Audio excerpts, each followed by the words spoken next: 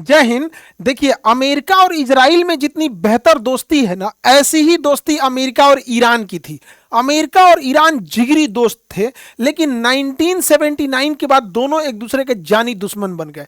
कैसे एक western culture को छोड़कर इस्लामिक रिवॉल्यूशन की ओर ईरान चला गया, और कैसे आयतुल्ला खमैनी का उदय होता है, और क्या ये सिनेरियो होता है, आईआरजीसी कैसे बनती है, ये हम शुरू से देखते हैं। देखिए, ईरान में पेट्रोलियम की खोज हो गई। ईरान से अंधाधुन पेट्रोल लेके अमेरिका और ब्रिटेन जा रहे थे, लेकिन ईरान के एक प्रधानमंत्री होते हैं, नाम होता है मूसाडेक, मोहम्मद मूसाडेक। ये क्या करते हैं, ईरान की जितनी पेट्रोलियम कंपनी थी जिसे ब्रिटेन और अमेरिका तेल निकालती थी, उन कंपनियों को इन्होंने नेशनलाइज करके सरकारी घोषित कर दिया, और रातों रात ब्रिटेन और अमेरिका की कंपनी को जाना पड़ा। इससे वहां के लोग बहुत खुश हुए और रातों रात मूसाडेक वहां के हीरो बन गए। लेकिन अमेरिका और इसकी ब्रिटेन की खुफिया एजेंसी, अमेरिका का CIA और ब्रिटेन के MI16, ये मिलकर इनकी तख्ता पलट कर देते हैं और इन्हें गिरफ्तार करा देते हैं, और ईरान की सत्ता दे देते हैं एक ऐसे लालची व्यक्ति के पास, रजा पहलवी के पास। और रजा पहलवी जब आता है तो रजा पहलवी वहां पर एक राजतंत्र ला देता है, और रजा पहलवी अमेरिका के इशारों की कठपुतली बन जाता है। रजा पहलवी के आने के बाद ईरान के जितना पेट्रोलियम है उसे अमेरिका निकालता है, उसे रिफाइन करने का भी अमेरिका करता है, बेचने के लिए डॉलर का यूज करता है, इवन उस पेट्रोलियम को रखने के लिए भी अमेरिका की कंपनी करती है। यानी तेल तो था ईरान का, लेकिन पूरा मलाई खा रहा था अमेरिका। यह बात वहां के लोगों के अंदर तो चुभ रही थी, और रजा पहलवी के खिलाफ लोग हो गए थे ईरान के लोग। लेकिन इसके खिलाफ जब आवाज उठाया गया तो रूहुल्लाह खोमैनी ने इसके खिलाफ सबसे भरपूर तरीके से आवाज उठाया। लेकिन रूहुल्लाह खोमैनी के इस आंदोलन को रजा पहलवी ने बहुत सख्ती से दबा दिया, और रूहुल्लाह खोमैनी को ईरान छोड़कर जाना पड़ा। तो कभी ये ईरान छोड़ के इराक गए, सीरिया गए, तुर्की गए, फाइनली ये फ्रांस इनको शरण दिया था, फ्रांस में जाके रह गए। लेकिन वहां से भी संदेश भेजते थे, लेकिन उतना प्रभाव नहीं पड़ता था। जो लोग रजा पहलवी के खिलाफ आवाज उठाते थे, रजा पहलवी की जो खुफिया एजेंसी थी उसका नाम था सवाक।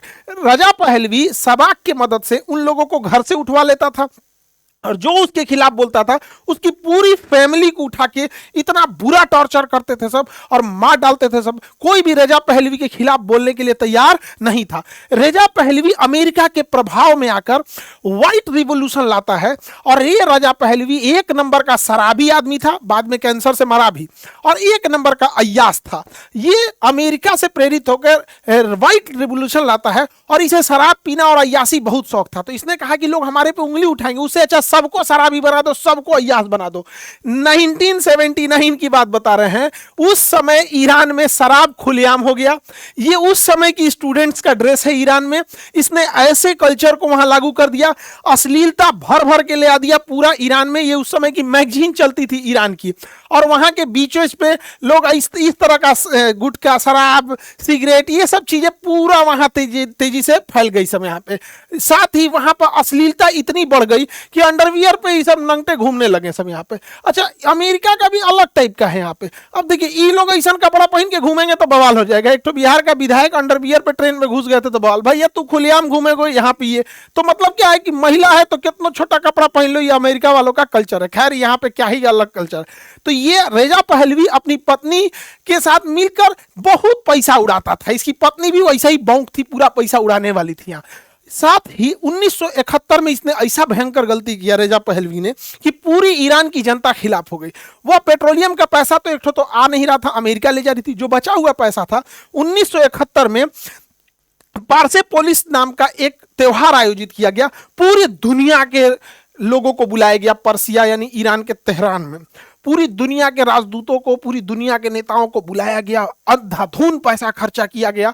दुनिया में इसकी आलोचना हुई, भैया इतना खर्चा करने की क्या जरूरत थी। पेरिस में बैठे जो, और जिन्हें ईरान से निकाल दिया गया था, रूहुल्लाह खोमैनी, पूरी भरपूर आवाज उठाएं। मैगजीन के माध्यम से, न्यूज के माध्यम से, पत्रिका के माध्यम से, अपने भाषणों के माध्यम से ईरान के लोगों को संबोधित करते थे, और ईरान के लोग इसके खिलाफ अब आवाज उठाने लगे अपने राजा रजा पहलवी के खिलाफ। रजा पहलवी ने सबसे भीषण गलती कहां कर दिया, उसने क्या किया, 8 सितंबर 1978 को 8 सितंबर 1978 को लोग जुमे की नमाज पढ़ के बाहर निकल रहे थे, उसके खिलाफ पूरा प्रोटेस्ट कर रहे थे, राजा रेजा पहलवी के खिलाफ। यहां पर अमेरिका उसका साथ दे रहा था, लेकिन इन रेजा पहलवी की जो पुलिस थी, यानी जो पुलिस और पैरामिलिट्री को लगाकर इसने उन लोगों पे गोली चला दिया जिसे ब्लैक फ्राइडे कहते हैं। और जैसे यह गोली चली, आंदोलन और उग्र रूप ले लिया और देखते देखते पूरा ईरान इस जन आंदोलन में आ गया और पूरी तरह से ईरान को चारों ओर से घेर लिया गया। गली गली से पूरी विरोध होने लगी। राजा को लग गया अब यहां रहेंगे तो कहीं जेंजी की तरफ मिलके मारे सब मत यहां पे। तो रेजा पहलवी को भागना पड़ा। जनवरी में भागा, ये जनवरी 1979 जनवरी में रेजा पहलवी भागा। और जैसे रेजा पहलवी भागता है, पेरिस में बैठे रुहुल्लाह खोमैनी ये जनवरी में भागता है और वो फरवरी 1979 में ईरान चले आते हैं। ये भागा जनवरी में क्योंकि इन्हें ने इसे भगाया था, इसके रहते आ जाता तो फांसी दे देता यहाँ पे। और ये जनवरी में भागा, ये फरवरी में आ गया। आप जानकर ताज्जुब कीजिएगा, जब रुहुल्लाह खोमैनी ईरान आए थे तो उस समय 50 लाख लोगों ने स्वागत किया था रुहुल्लाह खोमैनी का। 50 लाख 50 लाख लोगों ने स्वागत किया और इसे ईरान छोड़ के भागना पड़ा। ये अलग अलग जगह पे शरण लेता था, कभी तुर्की में लिया, कभी यूरोप में लिया, हंगरी में लिया, फ्रांस में लिया, अलग अलग जगहों पे ये शरण लेता था।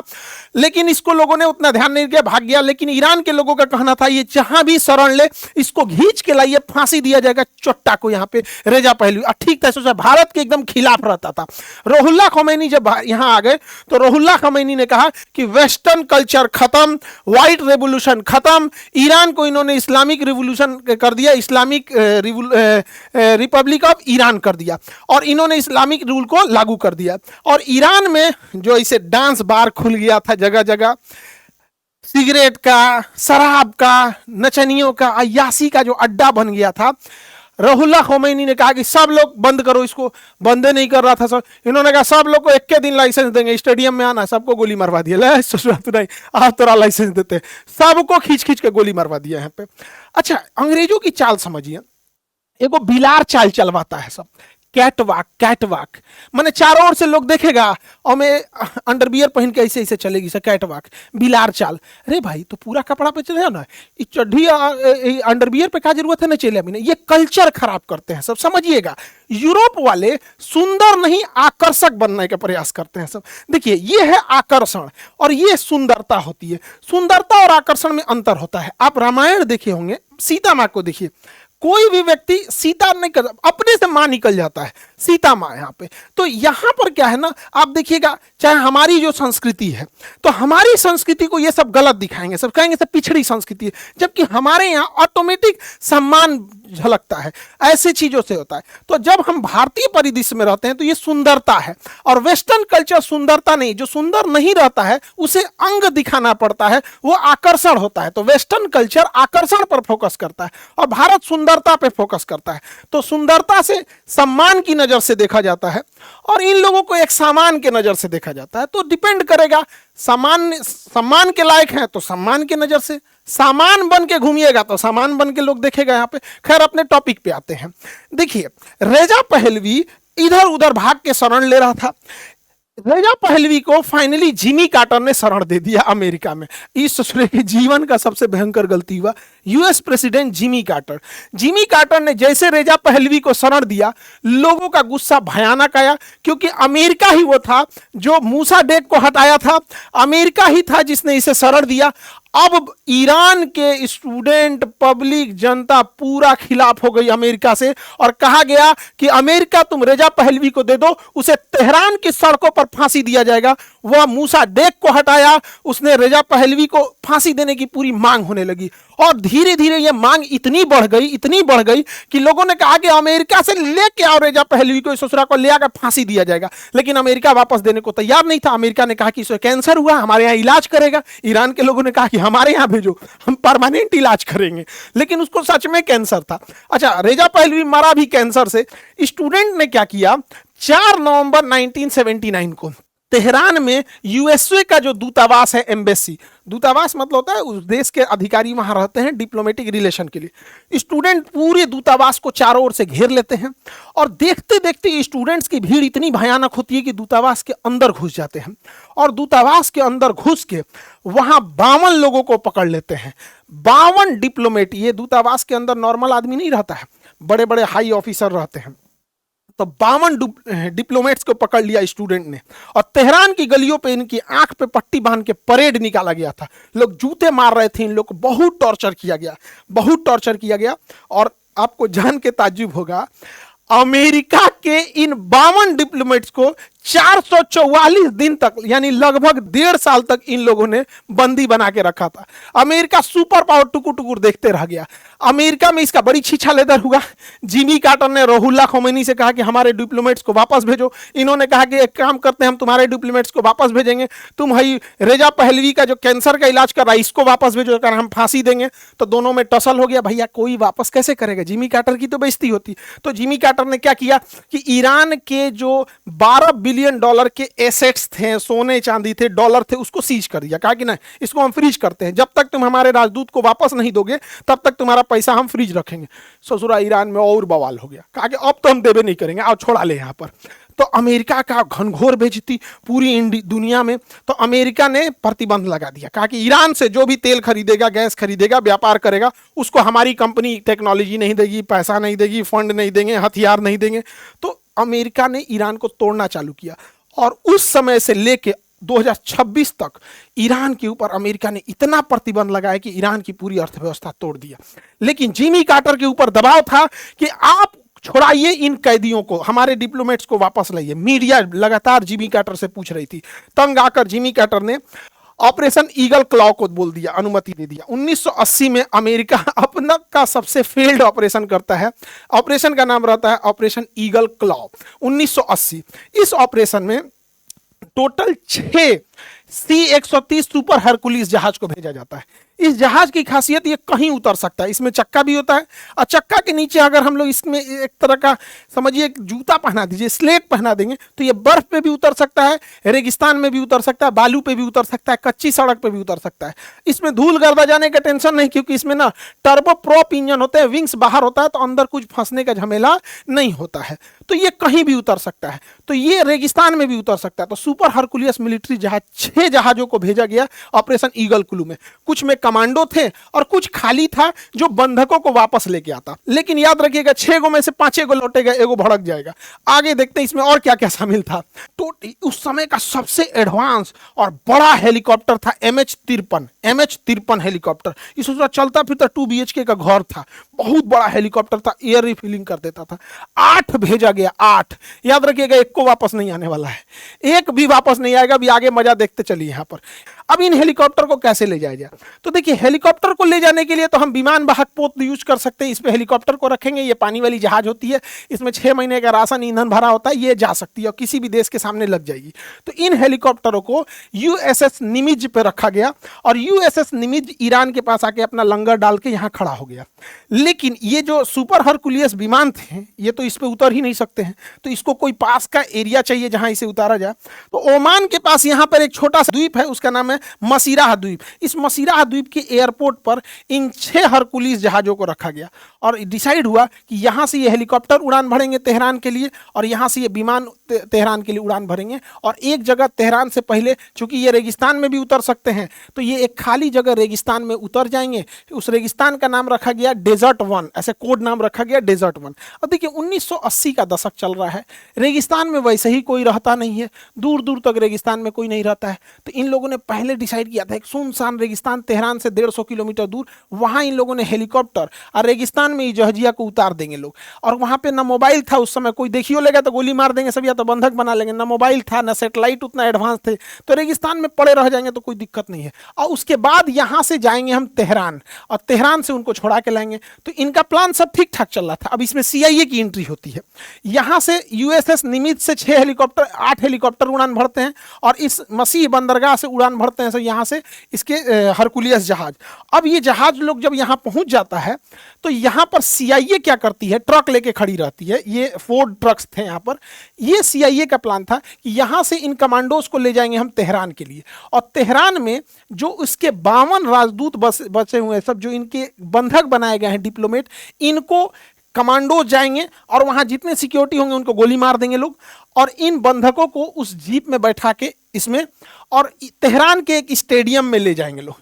स्टेडियम में। अब ये स्टेडियम में क्या होगा, तो फिक्स ये हुआ कि स्टेडियम में जब हम इन बंधकों को ले जाएगा CIA छुड़ा के, तो स्टेडियम में हेलीकॉप्टर पहुंच जाएंगे, स्टेडियम में हेलीकॉप्टर पहुंच जाएंगे और हेलीकॉप्टर से फटाफट फटाफट उन बंधकों को लाद के, और हेलीकॉप्टर तो इतना तेज नहीं भाग सकता है, वो डेजर्ट 1 पे आएगा, डेजर्ट 1 पे, और वहां इन्हें विमान में बढ़ा के उड़ा के लेके चले जाएंगे लोग। ये प्लानिंग चल रही थी, लेकिन हो गया चौपट। ईरान का ससुरा, ईरान एक किला है, चारों ओर पहाड़ है देखिए, और उन लोग यहां पे फंसे थे। यहां पर गड़बड़ क्या हुआ, एगो हेलीकॉप्टर का डैने टूट गया, ले एगो हेलीकॉप्टर का डायनेमिक टूट गया, एगो हेलीकॉप्टर का हाइड्रोलिक लीकेज फेल हो गया, उसका कंट्रोले काम नहीं कर रहा था, तो दूगो निपट गया। अब तीसरा हेलीकॉप्टर ना, वहां आंधी उड़ गया, रेगिस्तान में धूल की आंधी हो गया, एमे ढह गया, 3 गो ढह गया। ले ससुरा तू नहीं, ये 8 गो में 3 जना ढह गए लोग शुरुआत में, अभी ऑपरेशन हुआ ही नहीं, इससे में 3 जना ढह गए लोग। अब हुआ बवाल, क्योंकि जब ऑपरेशन शुरू हो रहा था तो वहां कहा गया था कि कम से कम 6 गो हेलीकॉप्टर चाहिए, कम से कम 6 हेलीकॉप्टर चाहिए, और ससुरा 3 गो तो ढह गया है, तो 8 गो में से 3 गो ढह गया, तो बचा कितना, 5 गो। तो हुआ कि भैया अब 5 गो बचल है, कम से कम 6 हेलीकॉप्टर चाहिए, चाहिए तो 8, लेकिन 6 गो से कम नहीं होगा। तो अमेरिका के कमांडोज ने कहा, उनको फ़ोन किया जिमी कार्टर को, सर हमें ये ऑपरेशन कैंसिल करना पड़ेगा, हमारे 3 जहाज टेक्निकल खराबी से उड़ान नहीं भर पाएंगे हेलीकॉप्टर। तो उन्होंने कहा ठीक है वापस आ जाओ। लेकिन रेगिस्तान में ही तो सुपर हरकुलियस जहाज उतरे थे सब, और 6-6 गो उतरे थे सब। इसकी सुरक्षा के लिए कमांडोज चारों ओर से निगरानी कर रहे थे कि जहाज के पास कोई आ ना जाए। कमांडोज के अंदर एक घबराहट थी कि अगला डिसीजन क्या आ रहा है, राष्ट्रपति तुरंत थोड़े कह देंगे वापस आ जाओ। अब ये लोग क्या कर रहे थे ना, यह हेलीकॉप्टर से कमांडो निकल के जहाज की निगरानी कर रहे थे। इसी बीच हुआ क्या, एगो बस जा रही थी, बाराती सबको लेके लौट रही थी, तो ये कमांडोज ने ना बस को घेर लिया, कहा रुक रुक रुक रुक रुक, निकल बाहर निकल बाहर निकल बाहर निकल। सब लोग को बाहर निकल के यहाँ बंधक बना लिया, कहा कि एक को अभी यहीं रोकते हैं, बाद में छोड़ देंगे, जब हम लोग चले जाएंगे तो छोड़ देंगे। उस समय ना मोबाइल था ना कुछ, 1980 में कितना टेक्नोलॉजी रहेगा, और वो रेगिस्तान में, तो घेरने का तो घेर लिया सो, लेकिन हो गया चौपट। इस ससुरा बसवा को घेरा सब ना, तो यहाँ तो बस को ही सब घेर लिया है सब।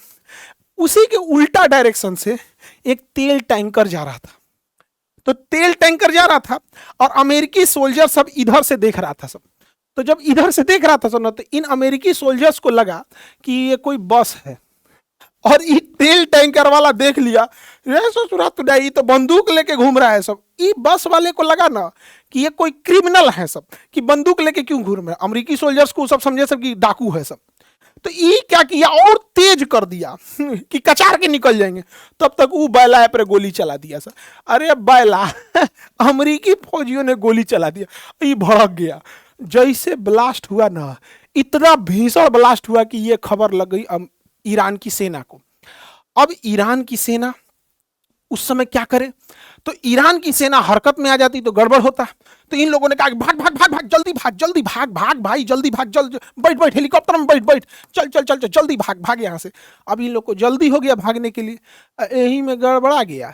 जल्दी के चक्कर में ना एगो हेलीकॉप्टर क्या हुआ, उड़ान भरा ना, तो एगो जहाजिया में जाकर लड़ गया। ले ससुर ने, यही के कहा जाता है ना कि जब दिन खराब रहता है ना, तो ऊंट पे बैठल आदमी को कुत्ता काट लेता है। यही हुआ, बेचारा का 3 गो हेलीकॉप्टर टेक्निकल खराबी हो गया, एगो लड़ गया, और ससुरा लड़ा ना तो एगो जहाजियों को ले गया। ई हेलीकॉप्टर में 3 जना थे, ई मर गए लोग। ई बड़का जहाज में 5 को क्रू मेंबर थे, ई तो खाली गया था इसलिए कि इसमें कमांड जो बंधक है उनको भर के लाया जाएगा। तो 8 जने मरियो गए लोग, 8 जना मर गए। तो एगो हेलीकॉप्टर औरों क्रैश हो गया, बच गया कएगो, 4 गो। 3 गो में टेक्निकल खराबी था, 3 गो में टेक्निकल खराबी था, एगो क्रैश हो गया। टोटल 4 गो हेलीकॉप्टर तो गया काम से, बच गया 4 गो को। तो अमेरिकी सैनिकों ने कहा, हे भाई हम हेलीकॉप्टर से नहीं जाएंगे, हेलीकॉप्टर से नहीं जाएंगे, बड़ी धीरे धीरे जाएगा, ईरान की सेना मार देगी, हमको भी इसी में लाद के ले चलो। तो भैया हुआ कि 4 गो हेलीकॉप्टर को छोड़ दो ईरान में ही। अमेरिका ने अपना 4 गो हेलीकॉप्टर ईरान में छोड़ा, 8 गो गया, 4 गो ढह गया, और 4 गो हुए छोड़ के भागना पड़ा। और एगो तो ढहा था यहीं में लड़ के, तो एगो इहो चौपट हो गया। तो 8 तो 8 हुए रह गए, और 6 गो में 5 गो लौटा का, तो कुछ नहीं, खाली हाथ लौटे। घनघोर बेइज्जती हुआ अमेरिका का, एकदम गाढ़ा बेइज्जती हो गया अमेरिका का। और अमेरिका में जिमी कार्टर का थू थू हो गया, जिमी कार्टर का एकदम थू थू हो गया। और इत्तेफाक से 1981 में इलेक्शन था, ले सुत नहीं, 1980 में इनका बंधक बना लिया गया और ऑपरेशन ईगल क्लू फेल हो गया। और 81 में इलेक्शन था, उसी साल इलेक्शन था, तो इलेक्शन में इनको भयंकर इसका लॉस उठाना पड़ा और फाइनली जिमी कार्टर को मजबूर होना पड़ा, ईरान के 12 बिलियन डॉलर को वापस देना पड़ा। और रुहुल्लाह खोमैनी ने कहा कि ठीक है, हम आपके बंधकों को वापस देंगे। ये कितना ढीठ आदमी है सोचिए। इसने कहा कि हमारा पहले 12 बिलियन डॉलर दो, तो 12 बिलियन डॉलर वापस ले लिया। उसके बाद इन्होंने कहा कि जब तक जिमी कार्टर रहेगा हम वापस नहीं करेंगे, जिस दिन जिमी कार्टर चल जाएगा उस दिन हम वापस करेंगे। और जिमी कार्टर हुआ भी, जिमी कार्टर इलेक्शन में हार गए। इनके जगह इलेक्शन जीतते हैं रोनाल्ड रीगन, और अमेरिका के राष्ट्रपति बोलते हैं रोनाल्ड रीगन। 20 जनवरी 1981 को जिमी कार्टर इस्तीफा देते हैं और 20 जनवरी 1981 को रोनाल्ड रीगन शपथ लेते हैं। रुहुल्लाह खोमैनी ने 20 जनवरी को इन लोग को छोड़ा है, जबकि जिमी कार्टर कहते रह गए थे कि 19 जनवरी को छोड़ दो, कम से कम मेरे कार्यकाल में हम ये कह तो सकते हैं कि हमने बंधकों को वापस बुलाया था। कहा कि ना, हम आपको छोड़बे नहीं करेंगे। सोच रहा तुम हमारा रजा पहलवी को रखा है, उसको छोड़ेगा तो यहां पर होगा। अब इन्होंने कहा कि एक काम कीजिए, पुराना मैटर तो सलट गया, हमारे रेजा पहलवी को दीजिए जो कैंसर का इलाज करा रहा है, न तो हम आप से भिड़ेंगे। तो जिमी कार्टर को इसका नौबत नहीं आया, क्योंकि रेजा पहलवी कैंसर से मर गया और रेजा पहलवी का विवाद भी खत्म हो गया। अब ईरान पर देखते हैं किस तरह से स्ट्रक्चरल चेंजिंग लाते हैं रुहुल्लाह खोमैनी। इन्होंने ईरान को इस्लामिक रिपब्लिक घोषित कर दिया और यहां पर इन्होंने एक धार्मिक नियम लाया। देखिए, इस्लाम धर्म के हिसाब से इमाम मेहदी आएंगे, इमाम हुए हैं। इमाम मेहदी इस्लाम धर्म के अनुसार अभी जो है वो एक्युल्टेशन में है। एक्युल्टेशन मतलब होता है गैबत में, वो दुनिया के नज़रों से हटे हुए हैं। वो आएंगे और वो आने के बाद दुनिया से नफरत, ऊंच नीच का भेदभाव, जुआ, शराब, मर्डर, इस सारी चीज़ों को सजा देंगे, सबको खत्म करेंगे। एग्जैक्ट वैसे जैसे हिंदू धर्म में कल की अवतार है, वैसे ही यहाँ पे भी है। इनका अपना कल्चर, अपना ये धार्मिक परंपरा है। तो ईरान में रुहुल्लाह खोमैनी ने कहा कि जब तक इमाम मेहदी नहीं आ जाते हैं तब तक के लिए ईरान में शरीयत का कानून रहेगा, यानी इस्लामिक कानून रहेगा। उसी को शरीयत या शरिया कहा जाता है, जब तक इमाम मेहदी नहीं आते हैं। अब बात आती है कि इस इस्लामिक कानून यानी शरीयत कानून को लागू कौन करवाएगा। तो रुहुल्लाह खोमैनी का कहना था कि जब तक इमाम मेहदी नहीं आ जाते हैं तब तक कोई एक ऐसा व्यक्ति शासन करेगा जो पूरी तरह से समर्पित हो और फकीर की हैसियत से, उसके पास धन दौलत नहीं होना चाहिए, फकीर की हैसियत से सेवा करना चाहिए। उसी को कहा गया विलायते फकीह, विलायते फकीह। और कहा गया कि यही संरक्षण करेंगे और इस्लामिक नियम से चलेंगे। संरक्षक को रहबर भी कहते हैं। रहबर मतलब संरक्षण, हमारा ख्याल रखने वाला। तो इस्लामिक कानून को ख्याल रखने वाला रहबर जो एक फकीर की तरह रहेगा, कोई शानो शौकत नहीं, कोई महंगे शौक नहीं, एक साधारण जीवन जिएगा, लेकिन शरिया कानून को तब तक के लिए हिफाजत करेगा जब तक कि इमाम मेहदी नहीं आ जाते हैं इनके अनुसार। और इसके लिए उन्होंने पहले विलायते फकीह रुहुल्लाह खोमैनी को दिया गया। उसके बाद अली खामैनी आए और अभी तो मुस्तफ़ा खामैनी हैं जिनको अभी युद्ध चल रहा है। कितना खोमैनी को मारेंगे, फिर एक और खोमैनी आएंगे। ईरान का एक स्ट्रक्चरल है, उसमें ये वाला स्ट्रक्चर गार्डियन ऑफ काउंसिल बहुत अच्छा है। आप इसे समझिए, हम एक एक करके समझाते हैं। हुआ क्या कि सारा पावर जनता को दिया गया वहां के संविधान के अनुसार, और जनता दो चीजों की वोटिंग करती है। अब ध्यान से यहां समझिएगा, बड़ा कॉम्प्लेक्स चीज है। जनता क्या करती है, 8 सालों के लिए, 8 सालों के लिए जनता 86 धार्मिक एक्सपर्ट लोगों का चयन करती है, चुनाव करती है। जनता 8 सालों के लिए 86 एक्सपर्ट लोगों का सिलेक्शन करती है, और इस 46 एक्सपर्ट में जो सबसे हेड होते हैं वो बनते हैं सुप्रीम लीडर, जो सबसे हेड होते हैं। अब ध्यान से समझिए, आप एक खामैनी मारेंगे, 86 में से एक मारेंगे, 85 बचा रहेगा। इसलिए ईरान में युद्ध खत्म नहीं हो रहा। उसको लग रहा था वेनेजुएला है, एक को मार दिए तो सब खत्म। अब गार्डियन काउंसिल उसका इतना इंटेलेक्चुअल चीज है कि गार्डियन काउंसिल में 12 लोग बैठेंगे। अब ये 12 कौन है, तो इन 12 में 6 जज रहेंगे, इन 12 में 6 जज रहेंगे और 6 एक्सपर्ट रहेंगे जो इस 86 में से 6 हैं। अच्छा, इन 86 को चुना कौन था, जनता ने। हर साल इलेक्शन नहीं होता है, 8 साल पे एक बार होता है, 8 साल कार्यकाल होता है उन लोग का। अब ये 6 एक्सपर्ट हैं, ये धार्मिक एक्सपर्ट हैं, और ये 6 एक्सपर्ट हैं, जज हैं, ये कानूनी एक्सपर्ट हैं। यानी ये 12 लोगों का काम क्या है कि कौन इलेक्शन में उठेगा वह शराबी तो नहीं है, वो मर्डरर या रेपिस्ट तो नहीं है, आप इलेक्शन में खड़े होने लायक हैं कि नहीं है, पहले आपको यह परमिशन लेनी पड़ेगी गार्डियन काउंसिल से, 12 लोगों से। इसमें 2 तरह से धार्मिक एंगल चेक हो जाएगा और जज लोग चेक हो जाएंगे। जब ये कहेंगे कि हां अब आप इलेक्शन लड़ सकते हैं, तब ईरान में जाकर इलेक्शन होता है। भारत में भी ऐसा एक काउंसिल होना चाहिए जिसमें भारत के इंटेलेक्चुअल लोग हों, जैसे शंकराचार्य जैसे लोग हों, अब्दुल कलाम जैसे लोग हों, प्रेमानंद महाराज जैसे लोग हों। ये लोग भी सेलेक्ट करें कौन इलेक्शन उठ। अपने यहाँ शराबी, जुआरी, मर्डरर, रेपिस्टे ज्यादा उठता है। तो ईरान में इलेक्शन जीतने की बात छोड़िए, आप पर्चा भर के इलेक्शन में खड़े हो पाइएगा कि नहीं, पहले जाके गार्डियन काउंसिल से पूछिए। अब जब खड़े हो जाएंगे तो जनता आपको वोट डालेगी। अब जिसका वोट ज्यादा है वो जाके प्रेसिडेंट बनेगा, और वहां का प्रेसिडेंट का कार्यकाल भारत की तरह 5 साल का नहीं होता है, वहां 4 साल होता है अमेरिका की तरह। हमारा 5 साल वाला ठीक है। तो इस तरह से बनाया गया था ये ईरान के पॉलिटिकल स्ट्रक्चर है। जितने भी decision, national international decision policy, वो ये लेंगे। लेकिन अगर वो धर्म के खिलाफ होगा तो सुप्रीम लीडर उन्हें कैंसिल कर सकते हैं। जब ये इनसे मिलने आएंगे तो ईरान में सबसे बड़ा पद सुप्रीम लीडर का होता है। अब यूरोपीय मीडिया ईरान के ऊपर आरोप लगाती है वहां महिलाओं की स्थिति ठीक नहीं है, गलत न्यूज बनाती है।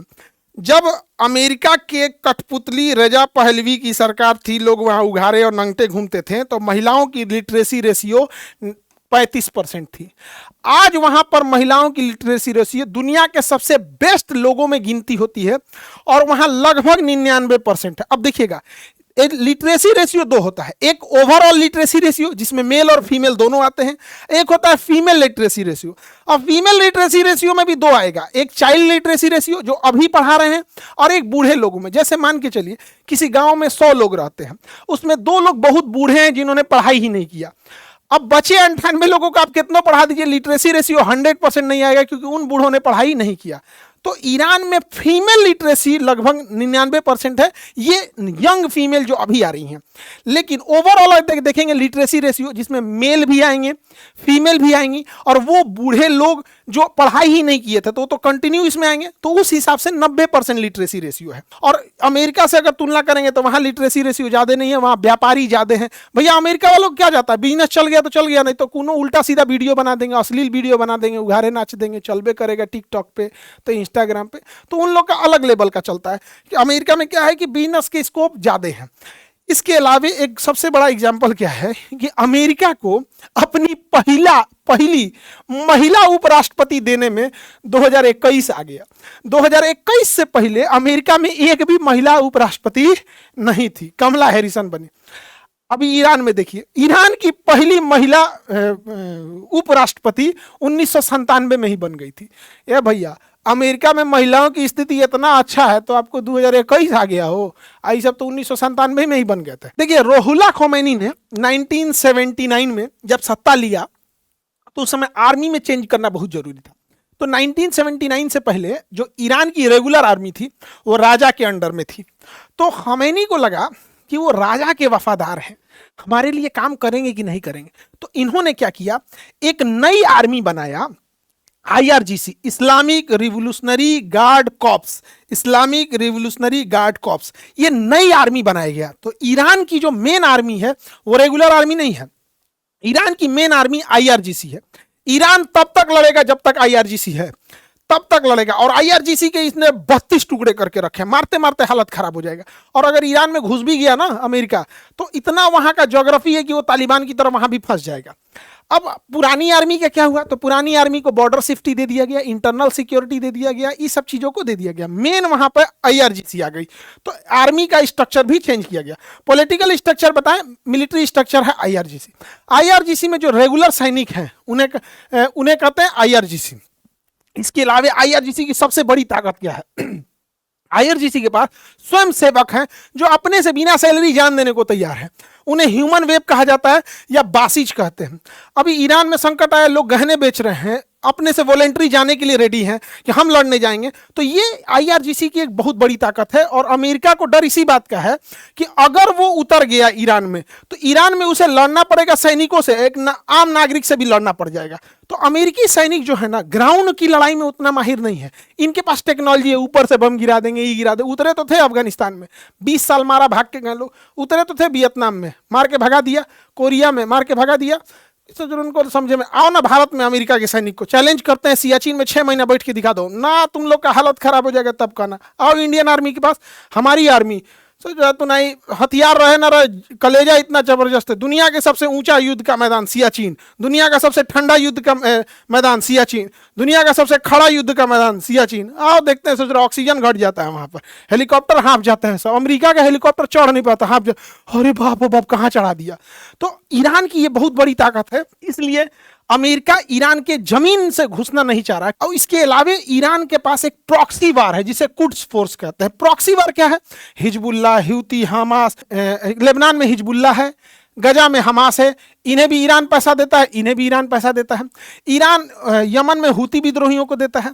अब देखिए, तेल के ले जाने के जो रास्ते थे, तेल ले जाने के जो मेन रास्ते, हारमुज को ईरान यहां से बंद कर दिया और बाब अल मंदेब को हूती से बोल के यहां बंद कर दिया। तो बड़ा कंट्रोल कर सकता है ईरान आईआरजीसी के मदद से। अब देखिए पड़ोसी कितना जरंत होता है, सब उसको समझिए। 1979 से 80 के बीच में ईरान एकदम तबाह था। उसे अपना पॉलिटिकल स्ट्रक्चर चेंज करना था, मिलिट्री चेंज करना था। अमेरिका से लड़ गया, अमेरिका का सैंक्शन झेला, वहां की मिलिट्री पूरे चेंज किया, रेजा पहलवी को हटाया। बड़ी झमेला था बेचारा ईरान के पास। ये सद्दाम हुसैन देखा कि और तरीका, सद्दाम हुसैन सुन्नी ऐसी कहा कि यही मौका है, मार देते हैं, ले मार दे। ये सद्दाम हुसैन काहे मारे थे हो इसको, क्या किया था ये ना, बड़ी शौक था इनको लड़ने का, नाप दिया अमेरिका इनको। पूछिए तनी इनसे, अमेरिका मारा ईरान पे तो पूछते हैं लोग क्या गलती था, काहे मारे हो? ऐ सद्दाम हुसैन क्या गलती था ईरान का मार दिए? ये क्या किया ना, कहा कि बढ़िया मौका, अब ये ईरान को मार देंगे, अब ये मार देंगे ईरान को। और ईरान को इसने मारा 1980 से 88 तक। ये ससुरा तुरा ईरान बनबे कर रहा है 80 में, तो जो इस आईआरजीसी है वो बनिए रही है 80 में। अब बनते के साथ ही ससुरा युद्ध कर दिया, 8 साल युद्ध किया। सद्दाम हुसैन बड़ी मन बड़ा आदमी, यहां समझिए, ईरान से युद्ध में थका ना 1988 में, तो 2 साल का गैप करके कुवैत पे मार दिया। का कुवैतों को मारेंगे। और आपको जान के तज्जुब होगा, सद्दाम हुसैन का भरपूर मदद अमेरिका कर रहा था। कहता बहुत अच्छा, मारो ईरान को मारो। भरपूर मदद किया इसका अमेरिका ने। अमेरिका ससुरा किसी का सगा नहीं है। लेकिन बाद में सद्दाम हुसैन पे ही आरोप लगा दिया कि इनके पास परमाणु बम है, केमिकल हथियार है, जबकि सद्दाम हुसैन के पास ऐसा कुछ भी नहीं था। ये उस पर आरोप गलत था। और 2003 में अमेरिका ने इन पे हमला कर दिया सद्दाम हुसैन को और 7-8 महीने की मेहनत से सद्दाम हुसैन को पकड़ लिया। 1979 का दौर बड़ी खतरनाक था। रूस ने अफगानिस्तान पे कब्जा कर लिया और अफगानिस्तान में रशियन कल्चर थोपने लगा। कहा यहाँ स्कर्ट पहन के घूमो, अंडरवियर पे घूमो, कोई दिक्कत नहीं है। तो अमेरिका जो था, अमेरिका तालिबान को खड़ा किया, कहा मारो रूस को यहाँ पे। इस सूरत तालिबान को पैदा किया अमेरिका और कहा मारो रूस को। तो उसी 1979 में अमेरिका ईरान पर था, कहा था कि वेस्टर्न कल्चर अपनाओ, ये करो। तो रसिया ने भी खोमैनी को कहा कि मारो ये अमेरिका को। ले ससुरा तू नहीं, इस सेम टाइम पे दोनों को पीट रहा है सब, सेम टाइम पे।